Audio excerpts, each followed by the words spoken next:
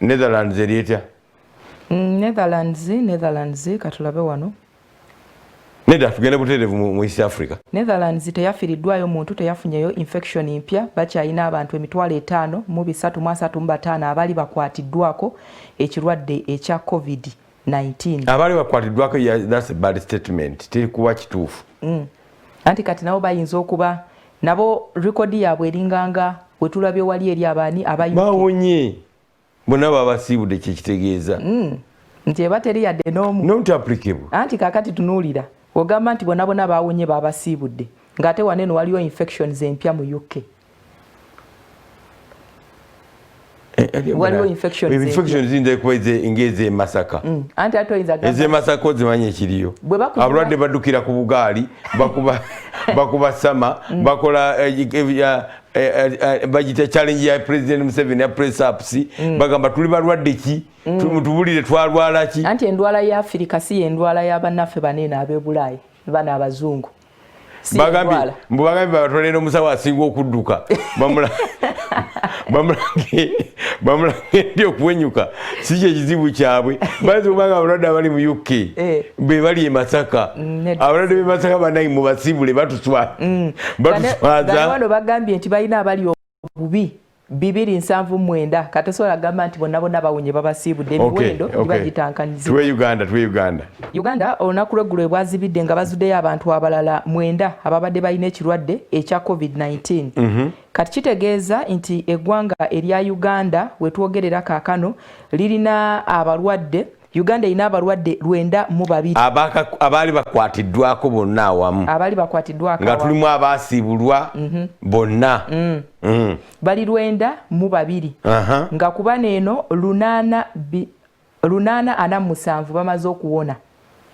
Uganda wano wagiraga 820 ameka 47 bamaze okuwona. Tuyinayo 55 abajjanjabwa kati gwe lunana nga tuna 5 Tuna 902 anti 847 bawonye. Active cases ziri 55. Tubagamba twebaza Ministry of Health tugamba mwebale nnyo ani afudde Libya tubagamba Libya yafiiriddwa, Niger yafiiriddwa, Angola yafiiriddwa 2. Ekirwadde kino Congo yafiiriddwa fedde efiga ezo Kenya yafiiriddwa 3 efiga ezo zandibadde tezitulekanga tweyo kyamuliro ntono. Yes Kamu gwe muganda guganya okuwera mumugusabirira busabirizi guwone manya gwere nete mwera bente abasumba omusumba luzi yasibulwa agenda asabire ekyo tusabire ekyo era butwebaza ba Ministry of Health bokka tuwera very unfair omusumba omuwulira nga asaba and sikwesabya asabya ate nga tasabira ye teyesabira motoka teyesabira kiki asabira abalwadde mu Uganda asabira bannayuganda abali mu diaspora asabira bannayuganda emirimu gye bakola abatanafuna mirimu abatanafuna baana bannange watumanyi kusaba kubeera wano leero kiweeyo ng'olunaku olwa sampulo ojja kugenda okukikya olunaku olwa Saturday ng'obulamu bwo bukwatiddwako era bukyusiddwako tokugwamu bugwi okusaba tutandika ffena kusaba na lunch hour etandika ku saa 6:30 ku FM ku radio ate nebeera ku saa 8 ku TV ate ne tugenda mu misingi najjo ne tugiwulira ne tudda mawulire gaffe 4:3 ne tuddaawo oluva mu mawulire awo netubatandika eyo mundu nayo nnungi okugitandikira eyo yetandikira mpola mpola ne tudevelopinga nayo n'olyoka ogenda mu kiyitibwa essaala zigenda kubeera saa 9, 10, 11 ng'okwatiddwako hiya ku mutima. Tabire Fede wanjisebo figures ddamu otubulire za Uganda tuyina abakakwatibwako bali 902 abakajjanjabwa ne bawona bali 847 netufisa betusigazza bali 55 mpegulire affe era kuzona nakuleggulo olunaku emboozi zabadde nnyingi zabadde nnyuvu tugenda since leero toki mu wiiki saawa emu paka ku saawa 3 tosaanye kuzisubwa naye as for now akadde kano waliwo emboozi kuba kwennyamiza kuba kutumalako nviiri enyamiza kuba ku omuvubuka yawambibwako bodaboda ye n'etwalibwa ku poliisi neyeewubayoko enfunda eziwera bagimuwe ne bagimumma. Olunaku lw'eggulo n'addayo n'abagamba nti mbadde nkimye bajaaji yange, bali ne bamugamba nti ojja kwetaagayoko emitwalo gyabadde 5. Omuvubuka n'agamba ezo ssente nga nnyingi sizirina. Oli n'amugamba nti nedda, oba tozireese genda fuluma, mbu n'aboggola. Omuvubuka n'afuluma ebweru n'asooka ne yeeyira petulooli. N'akomawo mu yaafiisi y'afande n'amugamba afande, njagala bajaaji yange. Oli n'amugamba nti kyenkugambye kyekyo. N'akuba akati akaasoose ak'ekibiriiti n'afuluma, n'akuba akaasoose abaamulabyeko bagamba ne kazikira, n'akuma ak'okubiri ne yeekoleeza n'atambula ng'ayaka omuliro agenda alumbe afande wakiri basaanewo bombi, naye afande yasobodde okwesimattula n'afuluma, omuvubuka bw'atyo n'asiriira. Ebyo nga tebinaba kubaawo. Tufune egguliro eryo. Ne yeekumako omuliro bw'abadde agenza okubanja pikipiki ye ku poliisi.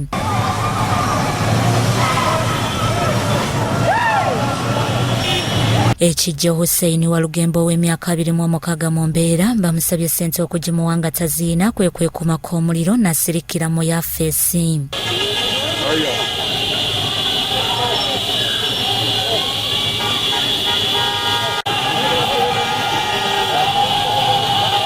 Yajja omwana omulwadde mu kyalo ng'amuleeta kito Mazinga, nze defense w'omuluka gw'e Mazinga. Tiwamuwa bajaaji aleeta omwana ekitobo, yasanze konvoyi ya RDC nga batongoza site. Kati bwe bamusanze omwana bwe yabalabye n'adduka n'asulawo pikipiki n'adduka. Nze omwana yadduse Tiwalazima ne bakwata piki ne bagikola ki ne bagireeta wano. Kati bwekedde ku makya n'enzija, omwana bwe yaze n'anyinyonyola n'ekera ku makya n'enzija nsala amagezi okufuna bajaaji. Bwe ntuuse mu ofiisi bankubye ekipapula kya mitwalo 10 naye bagamba bannaye sikirina. Tukola saavisi ku bantu tusobole okubatuusaako okubamu abasirikale tebatuusaako saavisi. Naye ne saavisi bwe tukola tufuna obuzibu nti bajaaji zaffe muzikwata muzikola ki muzitwala mutwaza okukakala okujjayo nabo obuzibu. Tubadde tukyali awo omuvubuka najja nga naye ali ku lutalo lwe lumu lwendiko olwa bajaaji. Walugembe w'Embiriizi mu disitulikiti y'e Rengo ng'abadde akolera mu kibuga Masaka ng'era bamuggyeko pikipiki ye ku Lwokubiri wabula nga poliisi ebaddemu eyambisa mu mirimu egitali gimu. N'abagamba nti basitala wa traffic musajja ampa bajaaji yange. Wa traffic ajjeeyo simu n'amukwata ebifaananyi. N'ajjayo ekicupa ky'amafuta n'akyeyiwako. Bw'amaze okukyeyiwako n'addamu n'alumba omusirikale nga tannakola kirala kyonna. N'amugamba nti musajja mpa bajaaji yange. Tamunyeze ekigambo na kimu. N'ajjayo akabiriti n'akakoleeza ne kazikira. N'addamu n'ajjayo ak'okubiri n'akakoleeza, n'ajjayo n'ekibiriiti ekirala mu nsawo kino ekiganda. N'akuma ne yeeyokya n'alumba omusirikale. Kati bw'alumbye omusirikale amuyise mu nkwawa n'afuluma wabweru n'asigala mu ofiisi yenna n'asirika wadde okujja kuba mu ddakiika ndowooza 15 abadde amaze okuggwako amaliba. Twaha Kaweesi muganda w'omugenzi agamba basabiddwa emitwalo 4 egy'ensimbi za Uganda ne beewuuba ennaku 2 nga beegayirira, bw'atyo muganda waabwe bw'alabye biganye kwe kweyokera ku poliisi. Temyeko omuliro mwasirikidde naye ye omusirikale gw'abadde ayagala okufa naye funyeeko amawulire nti yaawonye. Naye ekisinga okunnuma mu kyo security naffe tulabe ng'abantu nti naffe tuli bantu mu nsi yaffe, eno ensi yaffe buno obulwadde bwajja naye obulwadde tebwajjirira kusaanyawo obulamu bw'abantu.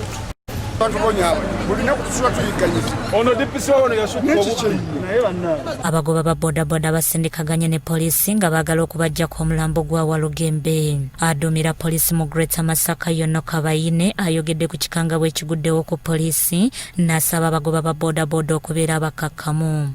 Tutandise kunoonyereza,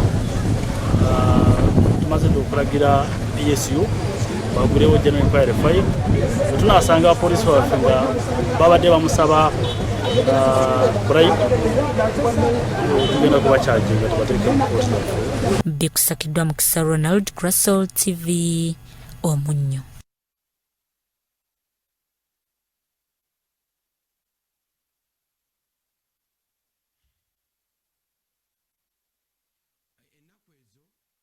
Twafuna abakyala nga balya ebiwata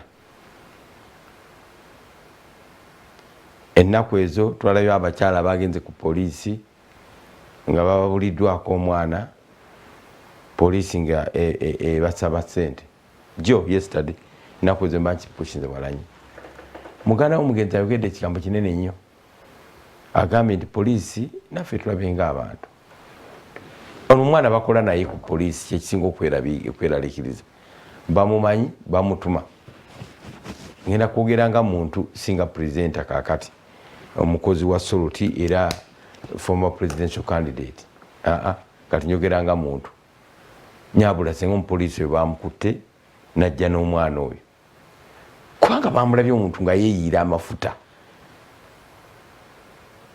nojjayo kamera ku likodinga nakoleza akabiri nti Katonda n'ayamba ne kazikira akasooka nakoleza akabiri akokubiri Katonda n'ayamba ne kazikira najjayo ekibiri ekirala ng'ali ku poliisi and the police do nothing oba afaafe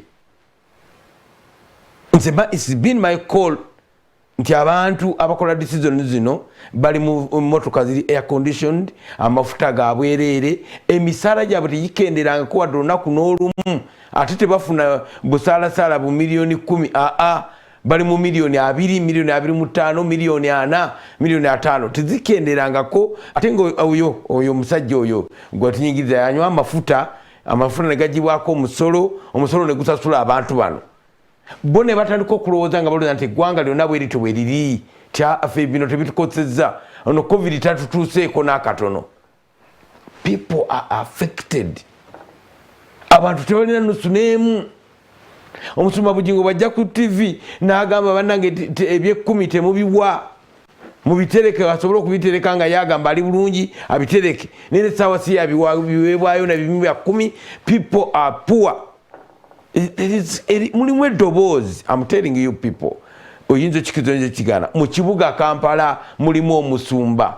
There is a eddoboozi simanyi lwaki buli mpulira Musumba Bugingo ng'ayogera mpulira eddoboozi liringa Yowaana omubatiza saamulabako n'endowooza yayogeranga mu mudu y'emu bambo tebaana na mizindaalo.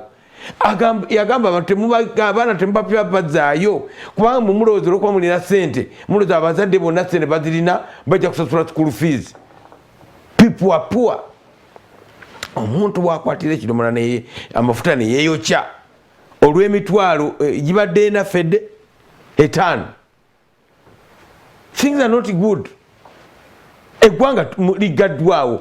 Do you know what, Your Excellency, Mutukuvu Rais wa Uganda, do you know what it means? Emyezi 4 ng'omuntu adependinga hand to mouth nga takola.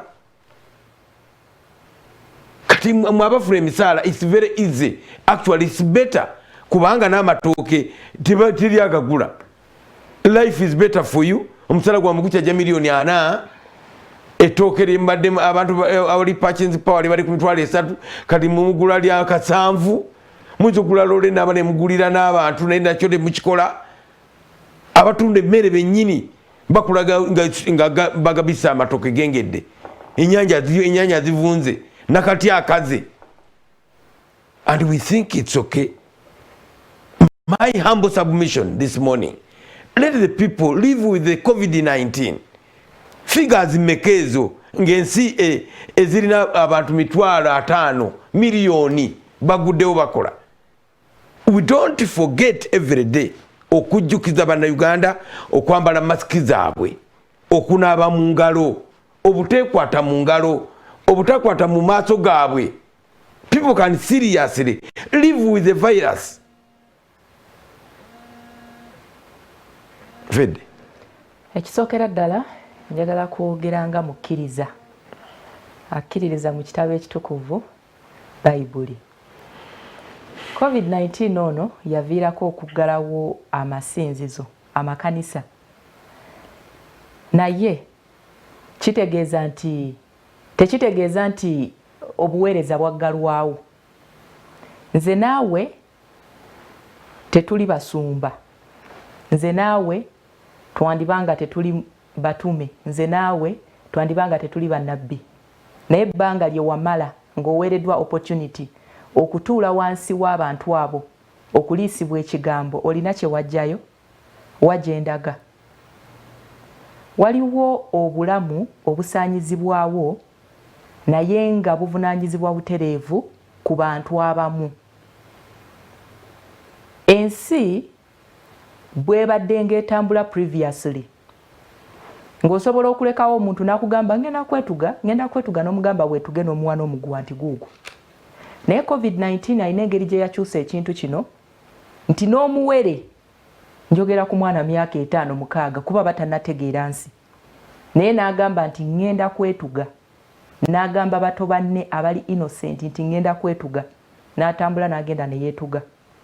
Ono n'agamba ngenda kweyokya, n'akwata ekibiriti ne yeeyokya. Gwe awulidde ku kigambo ekyo nti gundi agenda kusaanyaawo obulamu bwe, kikyokoze?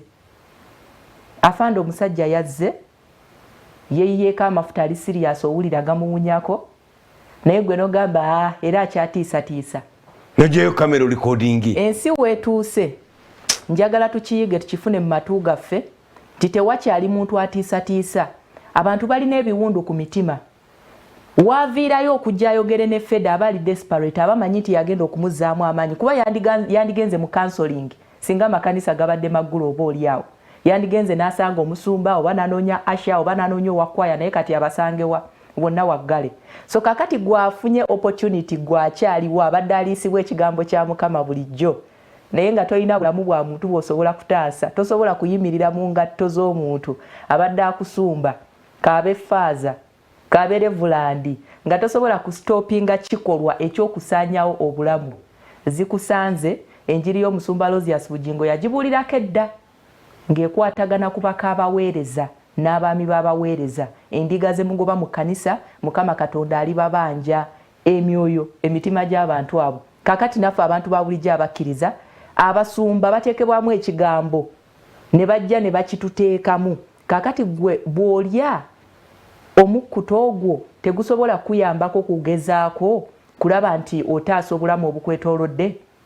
Eyo bwenvaayo n'enkomawo mu mpeereza y'emirimu egya bulijjo. Kituufu ebitongole bino tebirina ssente zikola oba mululu gwayanfuna ogwo mululu tukumanyi gyeguli mu Republic of Uganda n'enguzi.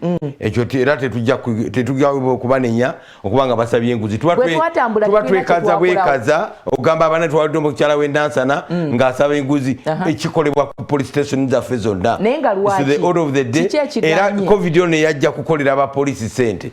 Emmotoka zitambula ekiro ttumbi ezitalina sitika ezitalina sitika bali ku mugano kyo zisanga bali ku mugano. It's okay. It's okay. Bwe bulwadde bwe tulimu. Naye ekyantambya amawulire agamu sijja googera kwe kulaganga omuntu nti bano bayombye n'agenda ku dduuka n'agula ekiso ne kamera ng'egenda emugoberera paka lwe balwana omu natta munne. Kati n'ongamba omunamawulire olwoba okyali munamawulire. Abantu kakati balina ebiwundu abantu tebakyasobola kulowooza. Omukyala ewaka amutadde kasigiri n'abantu ekibandibadde kibazzaamu amaanyi tebakyakirina, which is the church. Omuntu yes enjiri etambula ku radio era twebaza Salt Media radio zayo zonna omukaaga ne media app ne TV bitalaze ensi yonna. Naye waliwo kiri kyowulira ng'oli ne banno nokanga obuze nti nabadde n'ekizibu ekiti Mukama n'akinyamba. Obujulizi obwo buzzaamu abadde agenda okwetta amaanyi. Otegedde kati musumba awayo bujulizi batono abamutuukako n'agamba nti nze nabadde ndi bwe nti waliwo wabadde agerako ennaku abadde wakikulukuto Katonda n'amuwonya. Abo batono naye bwe tugenda ku chachi zaffe abantu bawa obujulizi, abantu badizibwamu amaanyi, abadde ayagala okwetta n'akivaako. Kyaki ziganya okugulibwawo, abantu bakuganye ku maduuka gaabwe, bakazi battu ne basajja battu. Gavumenti egambye egenda baggulawo and they didn't open. Abantu mulowooza bali mu kusaaga. People are desperate. Otuno yayogera ogenga otuno. The only problem of this country, we don't have a public opinion. Bino byalabye omusajja yayidde Masaka, abantu bannayuganda bafa kiziro. Omusajja yayidde Masaka mu Central African Republic. Omuliro tegwazikira. Sikugamba ndigenda wekalakaze. No. I'm not telling you to kwekalakaza. Don't do it. Tetulwanagana, tetukubagana. naye waleme kubeerayo muntu mulala afa kiziro oyo twamulabye naye kati keseze z'abantu abakubagana ate nga yo yalabiseeko mu kamera abantu abakubagana mu maka gaabwe ne betta because of stress ya covid mayitirivu n'abafu ekibwa amaka ga breaking down because of covid mayitirivu we have covid we know it watabambagamba it's now political and economical abamufulamu sente tebayinza kumugjawo kakati n'abamufulamu ebyobufuzi baabo abakyala babiri balya biwata abakyala baabo balya biwata bikuta because you've got your salary emisala gyamwe tegifuddeeko you don't think about the common man. How can you look up a country like Uganda for 4 months Magufuli yagadde wajja kyebigusa kirwa kyeyejusa? We must learn to live laba bannayuganda. Ekyo kifaananyi tekiri tuva mu mutwe emirembe n'emirembe. Yes, obulwadde gye buli baabo beesibye amamasiki ze beesibye gavumenti ze yatusuubiza naziwulire ku mawulire nabadde mu motoka nga ndi ku rediyo gundi ono mu edita akola akawungeezi omukuŋŋaanya gagamba babaweereza masiki ezimu abalaalo abagize embaa zaabwe nga zawera tebubatuuka nabagamba wano batupime nogamba nti ziba zitutuuka fenna bagambye nti bwabaweze embaa zaabwe abenywera amata tezibatuuka ezimu nene bwajambala abanga ayambadde akaveera. No, don't laugh, Fede. This first hour is not laughing subject. Babu balya bikuta. Huh? You can't. Abantu abo bakozi. They are not asking for alms. They are not. They can fend themselves. They can look for their accommodation. Eggwanga ligaddwawo for 4 years. See 4 years. 4 months. No. Ekirwadde kya COVID-19 yogera. Ekirwadde kya COVID-19 ye yunebu w'ekkanisa. Ye yunebu w'abakkiriza. Bwenje okugamba. Abaana baffe babasomesa emyaka 7, 6 n'ekitundu ogw'omusanvu ne babawa ebigezo ku level y'ekibiina eky'omusanvu. Ne babasomesayo emirala nga 3 n'ekitundu ne babongera ebigezo mu senior 4. Senior 6 ne babasomesayo omwaka gumu n'ekitundu nti bagenda bakula buli kadde. Mu kanisa otudde mu bbanga lyenkana litya? Kiki kyoyizeeyo kyogamba abakyala abo boolabye ebifaananyi ebisoose byali byakulya biwata. Ekyokubiri kye mulabya Nyirira oli yandigambye nti ali ebiwata nga binyiriza nedda bali bakomye wano ku Salt Media okwebaza abazira kisa nga gavumenti yali genda tukubatiya gaasi ekyo mutamanya abali eyo gavumenti yali genda tusiba wano olw'okuba nti twatwalayo emmere abagamba temanyi mmenya mateeka ani abagambye okugaba emmere gavumenti erina ogigaba. Kati ekifaananyi ekyo kyali kyakwebaza saagala mugambe nti ebiwata nga binyiriza nedda oluvannyuma lw'abazira kisa okubatwalira ku mmere. Kitegeeza nti ng'ekkanisa abantu abo balina kye baayigayo. Naye kaakati ffe abeetoolodde abantu mu butuufu obadde osumbibwa ebbanga lino lyonna lyonna naye ng'ab'omu nnyumba yo bafuukidde kayinja mu ngatto. Akadde kano kagenda okuggwako ng'abantu bekoze ebintu abantu basulewo amaka gaabwe. Kyengamba kimu kyokka abasumba bakoze emirimu gyabwe mirungi ate nkugamba mu kibuga Kampala mulimu eddoboozi. There is a voice in the capital city Kampala eri omusumba Aloysius Bujingo. Tukugamba gwe gavumenti nti mwe emisala gyamwe tegikyukangako, amafuta munyaga abwerere, medical wabwerere, ambulance zikimira abalwadde, naye mulowooze ku muntu eyeeriisa amaze emyezi 4 nga takola nga bakutte pikipiki ye. Mwabaganya okukola namugamba nti banakukwata bajja kusiba n'omusaabaze. Abantu bazirinya balalu, they are desperate. Tugende mu break.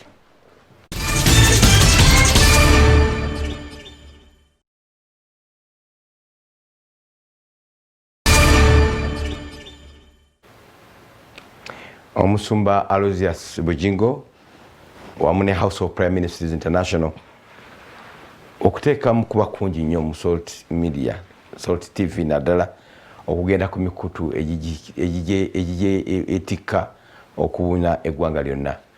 emikutu gino miri mu Star Times channel 298, Go TV channel 391, Star Times ya Dish channel 531, Zuku channel 52, channel 52, Free to Air 005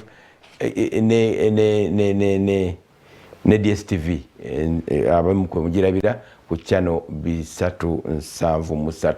Waliwo kirango Musumba kyayogeredde makyagolwa leero kyalansona ku lweggulo mana tukitwale nga kyansonga nnyo tubwoba ofuna kutataganyizibwa nze naso sikiraba ku social media ku Facebook ngoli agamba naye Star Times yange yokka yeriko oba ebuddeko oba muyinza okuba waliwo complication weeri bwobanga oli ku Star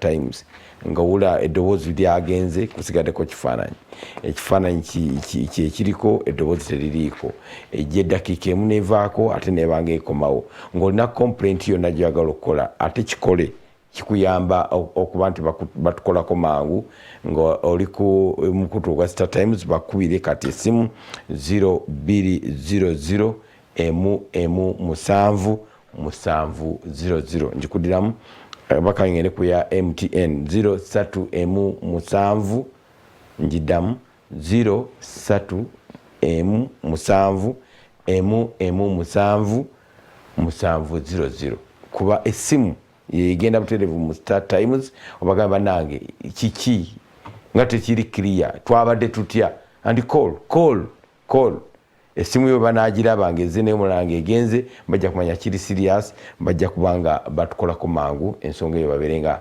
etereranga bwere no kubanga eterede. I feel so bad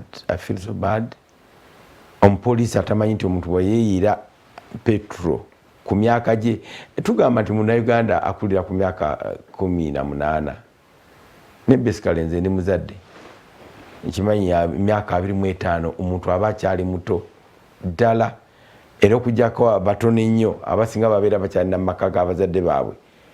I can make it mathematically okukiwugatiramu mathematically ti omwana atandika okusoma nga wa myaka 6 P1 n'amalako P1 nga wa myaka manya P7 nga wa myaka 13 n'amalako senior 4 nga wa myaka 17 n'amalako HSC nga wa myaka 19 n'amalako university nga wa myaka 22 kati abaana abasinga myaka 22 abakyali baby wa daddy banonya bonna omulimu abamu abasomye amateeka baddayo ku LDU abalala banonya emirimu ya myaka 2-3 kugira kwetula bweti myaka nga gigenze 5 myaka 25 abaana abasinga baba kyali waka nenga ate kati batono nnyo abamalira ku myaka egyo 22 abasinga atulamu emyaka 3 oba 2 ne yenoonyeza sente tuition actually aba yafuluma university. Therefore this is the kid kati olaba omwana muto muvubuka muto myaka 25 muvubuka muto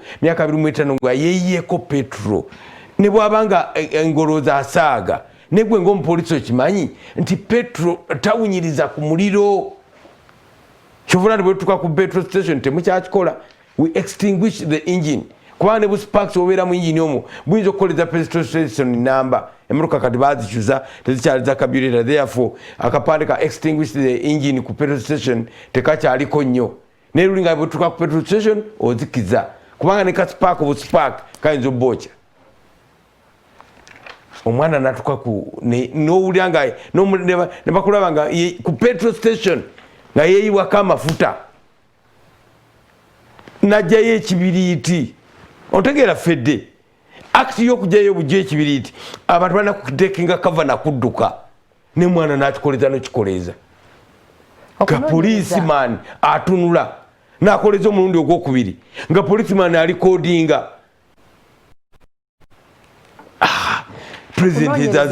president aziyita mbizi. The pig was just looking at him. Now I'm talking like a president. And the pig was just looking at the young man. Okunoonyeza kiki obudde bugamba. Poliisi waliwo ebintu ebigwawo buli ekigwawo egamba nti ngenda kuno. Era yatandise okunoonyereza. Nti ya bagaye batandise okunoonyereza ku nsonga eyo. Kakati kubanga bituufu okunoonyereza kituufu wa mwana nti kwabadde mulalu. Omwana yabadde avuga boda bagamba boda nga bamutuma mbugamba nti yamenya amateeka ga kafyu. nenga banyini baba mtuma amatukika ga kafyu tekasalibwa na kufa ne police officer nolabo omuntu eyidde acid nga gyeye ekibiriti olawo buli petro nga awunya abantu abali civil abali civilized nobeera munyuma nga petro nga awunya nnyo musatira. It's incredible. Tukomyewo tugende mu maaso abasumba abantu bembadde musumba kakati mutegedde percentage yenkana etya ey'ekigambo kye babadde bali asuubira nti tunagenda okudda mu makanisa nga tewakyali muzannyo kati ng'omanyi enjiri ey'okuliisa abantu bo ng'omanyi emmere entuufu ey'okuliisa abantu bo ate bwe batyo babeere nga babeera mu bulamu obulungi. Era Daily Monitor twagala kusesetuka okuyingira mawulire bakulaza amawulire olunaku olwaleero nga headline ekulembeddemu yeeyo tetumanyi oba ogirengera bulungi nnyo tugenda kwali gikusuulirako era ye tubadde twogerako. Fede gatandike. Owa booda yeeyokyezza oluvannyuma lwa poliisi okuwamba piki. Omuvuzi wa piki ono akolera kumpi ne stage yabadde akolera kumpi ne stage eri kumpi ne poliisi era nga bamutuma. Emikwano gigamba nti omugenzi yalemereddwa okufuna ensimbi ez'enguzi ezabadde zimusabibwa. Piki yakwatibwa ku nsonga y'okutyoboola amateeka ga kafyu. Namwe tubagamba abamenya amateeka ga kafyu temumenya amateeka ga kafyu naye kyewalika mugwa mujamu nga temuna gye mulaga. Bulijjo ab'emmotoka bamenya amateeka ago n'ab'ebigere. Ate mwana tukye kyewunyisa era oluyimba lw'omwana oli kyobona nti oluusi lukulu nnyo genda ogule emmotoka. Ab'emmotoka abo nabo I'm telling you oyita ku wali ensambya ng'ab'ebigere babakuŋŋanyiza bawuyingidde mu 300 ng'emmotoka tewali neegi gye bafaako nga zo zitambula butambuzi. All these are imbalances in society. Abantu babiraba, people are watching. Bible egamba nti bw'onyigiriza ennyo ennyindo gireeta omusaayi. My call today eggwanga abantu babeerewo ne covid banaye covid gyali atta Brazil yasse 8 meka olunaku lw'eggulo twayiga dda ne maama n'abagereka abadde atusomesa ku TV tumanye okunaaba mu ngalo 1 tugule masiki muzirina muzambale. Don't take it for granted. Omuntu gw'otasuze naye tomanyi gwe yakyaziza ekiro tuli mu staff van kati ate bano mbamanyi ani akulimbye omanyi anti we yavudde mu kyalo gwe yazze naye. Ekikolwa ky'omwana ono okweyokya si covid-19. Ekikolwa ky'omwana ono okweyokya mululu gw'omuntu sekinoomu mutuufu ne producer kyangamba kati nze ekyo kyempitako ne ngamba nti eggwanga liteebwe because society has learned what it takes to live with the COVID-19 pandemic. Bw'aba yabadde amaze okumenya amateeka ga kafyu kakati piki batwale kati andize mbuuse bubuusi macyo ebyo byonna ne ngamba tukivaamu tutya kati omuggalo guveewo tuleme kumenya kafyu. Omuggalo guveewo ababodaboda baddemu bakole. Omuggalo guveewo akedi n'amatuka gonna gagulewo. We live with the virus nga tunaaba mu ngalo nga twambala masiki zaffe tetukwata mu ngalo tetwekwata mu nnyindo mu maaso bitwadde tukole nnyo. We live with the kirwadde kino. Nsaba tukkiriziganye ku nsonga eno. Go ahead. Tugenda mu maaso n'okusaba omuggalo guveewo naye ate bwe banaggulawo waliwo weeve empya egenda okumerukawo ate nga tunyigiriza yeriwo eyo. Ekibuga kyonna kijjudde abantu. Abakeedi abo be bagenda okuggulawo tujja kufunayo ekibinja ky'abantu ekipya ajja kunoonyeeko ensonga wakiri akuggyemu akasente. Kati kye tulina okusooka okukola kwe kudiiringa n'abantu bano sekinnoomu ab'emirulu abakozesa opportunity eya situation eba eriwo abo babaddewo bokka abo babaddewo era enguzi ebaddewo naye enguzi eyongedde okuva abantu emitendere we baliira enguzi eyongedde okuwa abantu we baliira kuba waliwo pikipiki obadde nga alina omusabaze omu tonawe omukwatira kati omukwatiro olw'omusabaze omukwatiro olw'essaawa we baliira abapoliisi kati wagazibwa bali wasava tugeze baguddewo akeedi omusirikale agenda kujja nkwate nze nyini dduuka agambe nti natuse mu dduuka lye nga bakasitoma bonna benyize bati wanantusiza ku poliisi nga bakasitoma tebaliwo bagenze ddani agenda waliwo weevu empya egenda okuva ate mu kuliftinga off omuggalo kyagala kukiwulira kubanga kyemukoze abantu basibira mu bufunmugamba bweve gye ya covid ekibuga kikino bakiguddewo we don't see people falling on the streets. Ojjukira bwe baleeta enkola y'okwesiba omusipi mu mmotoka omusirikale yakubanga omukono n'agamba abadde tasibye lukoba. Yes, nakati kikyali musango era nze sikukkiriza kutula mu mmotoka yange nga tosibye musipi. Kati akadde kana ate aba traffic tebakiriiko nnyo kubanga weevu bamanyi naye nze nkimanyire omusipi sikusibira poliisi. Kati yengeri yeemu waliyo abantu abagenda okwelimbika mu kwagala okukwata abantu babanyunyuntemu akasente tekijja kwekana berimbise mu kuteeka mu nkola SOPs. Mu bufunze gavumenti eve mu nkola y'okurecyclinga abakozi. Traffic office ebabeera bamukabidde bugoloobi okumuteeka ennansana tekigonjoola mu lugube ogw'okuggyako abantu. Obuzibu obwo nze mbumanyi bubadde weebuli naye buli aggravated buyiseewo bwandi badde bukoma because of the SOPs because of the curfew biyiseewo byandi badde bikoma. Gavumenti ze njiwaga bwerere eggwanga eriggulewo abantu tubasomesezza abantu bayize to live with the covid. Eriggulewo naye drafting measures ezigenda okuprotectinga nze omuntu wa bulijjo kubanga katugamba katena ziko dividinga kiri better kusinga wetuli. That we are not better at all. Situation gye tuli mumbi.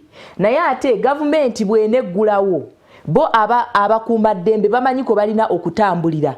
Naye ng'ate nze neewozaako nti akiringanga products ez'enjawulo eziri mu katale.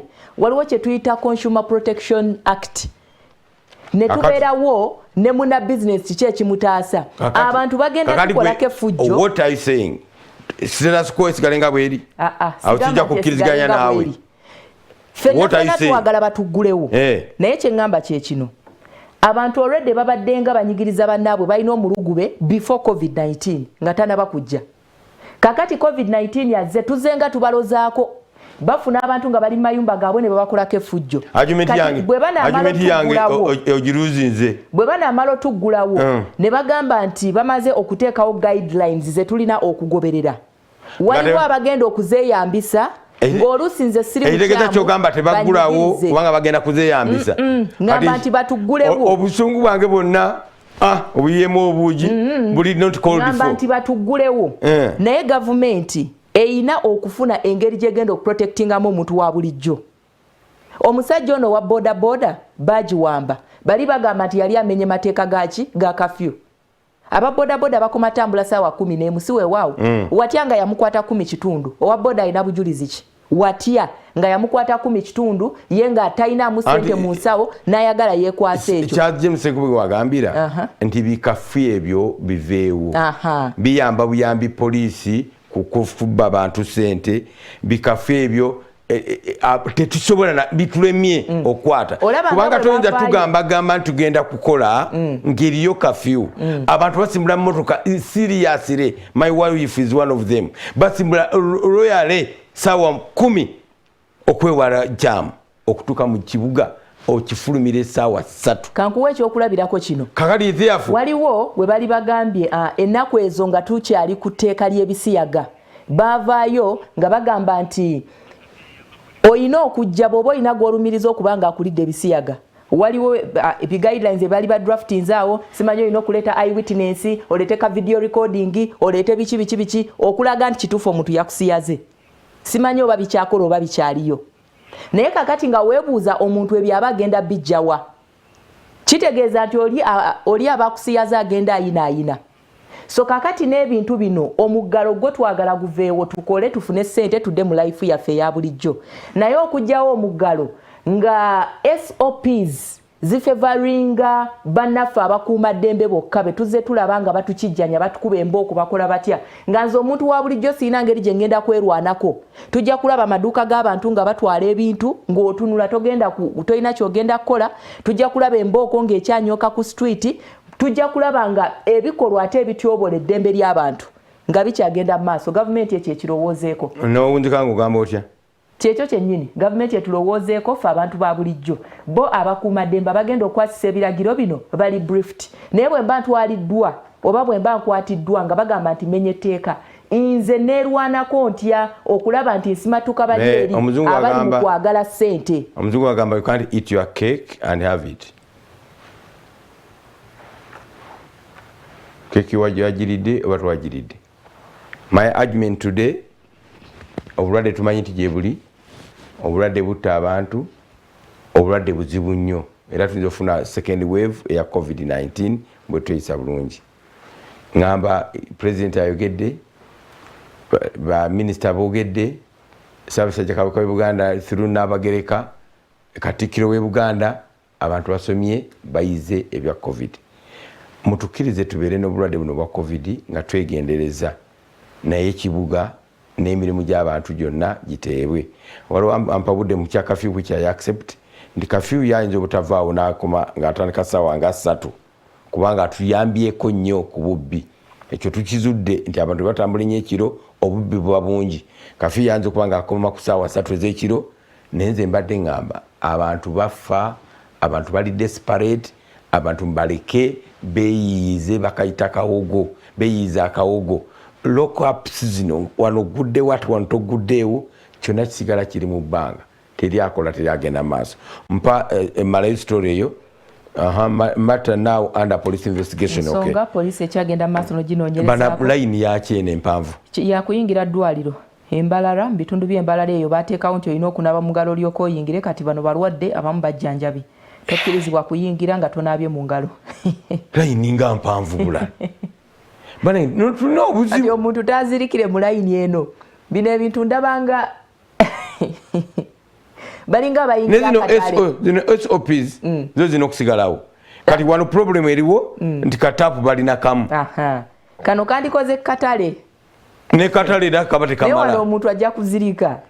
Ajja kugwa eri. Ne katale kabera kamala. Tugamba bane mugule olupapula mujja kwewunya line eyingire eddwaliro ly'Embalala. Olwo mulaga ali atya kubanga mulago yasinga population yangu amawulire ago. President Yoweri Kaguta Museveni aganye ebinongoosereza mu tteeka erifuga abakulembeze mu gavumenti z'ebitundu. Babadde bagambye nti bameeya ku mitendera gyonna wakiri babeere nga balina obuyigirizo obwa senior 6. Aganye. Ekibiina kya NRM kikiriziganyiza ne opposition ku nsonga y'akalulu akali scientific. Baga nedda tugira tukwata mu kote tulina kitupapya. Ejje lya UPDF obuse ekifaananyi from the archives by Faustin Mugabe. First Lady Janet Museveni agenda okugulawo omukolo gwa YMCA. Olulimba lwa eri wamala lwenzijira mu tweroka. Twali balungi naffe ebyenyi byaffe lwakutaaguka. Mengo Hospital opened. Mengo Hospital abadde kimanyi yagulawo nga July 3 olunaku lwaleero mu 1897. That's very good. First bicycle in Uganda yajja mu 1891. Bane kapeji ako kanyuma bubanga oguze olupapula lwa Daily Monitor tukayitangako. Papa genda kudala. UPDF efiiriddwa abantu banna mu nnaku 3 zokka. Kibi nnyo tubasasiddeko nnyo ekiggwanga. Bafiiriddwa Major General Eric Mukasa, Brigadier Victor Twesije. Ono Major General Eric Mukasa si abadde Chief of Staff Land Forces. That's a big office. Brigadier Victor Twesije ne Kanobero. Yafudde cardiac arrest kwe tuyita okwetugga kw'emisuwa. Brigadier Jackson Bell Tushabe naye yafudde ku lunaku olwokubiri. Major General Eric Mukasa naye bw'atyo nafa. Kibi nnyo kitalo nnyo tubasasa. Amawulire budde butugenze kate mangi nnyo. NRM joins opposition against digital elections. NRM egatse ku opposition oyambane ebya digital tetubitegeera.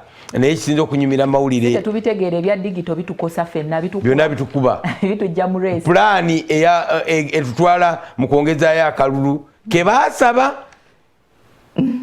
Ne tugamba temulina buyinza ne tukuba n'enduulu kati tufe tubakubira enduulu nga bakagendamu.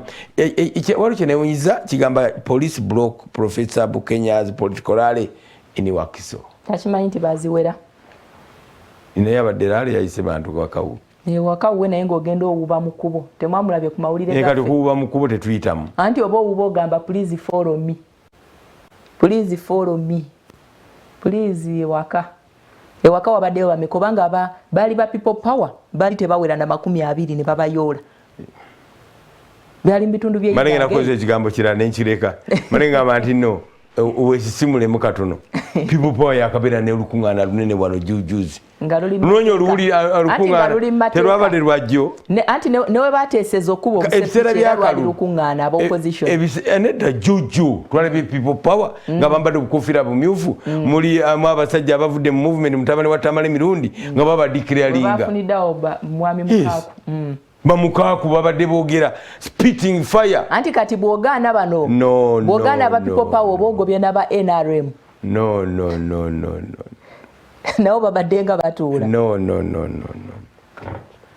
ono yagenze awuba mu kkubo naye bali bavuga motoka zaabwe ne batuuka wali olukuŋŋaana walabika nti Bobi Wine ayisiza ebivulu era obusepiki yabukubira dakika 2 n'amanya nti kikyamu okuŋŋaanya abantu n'avaayo lunaku na lumu actually teyadda nayo kikyogezaako gamba no akayimba twakayimbira Daniel Arap Moi yaggalawo ensalo ya Uganda nga abantu banaabona ne bajjayo obugaali nga bagenda bayimba bagamba oswadde nnyo Moyo oswadde nnyo Moyo oswadde nnyo. Okay, Museveni rejects A-level qualification for mayors. Ndowooza kyekyo. World Health Organization erabudde ku bantu abagenda mu maaso n'okutawuluzaamu ku muggalo. Kino kirigenda kuleetawo akatyabaga kirwadde kya COVID-19. Jjukira nti betulindiridde bwe kinaayitamu ekyokwongezaayo ebyo tetujja kubiwuliriza kuba tulina abantu 5 from 9 abantu tuwulira nti mutunyiga lwa byabufuzi oba waliwo engeri y'okwagala okutuwaavuwaza etetegerekeka. Sigenda kubanga nsukkawo awo tuwumulamu katono bwe tudda tugenda kyusa omulamwa tukomawo.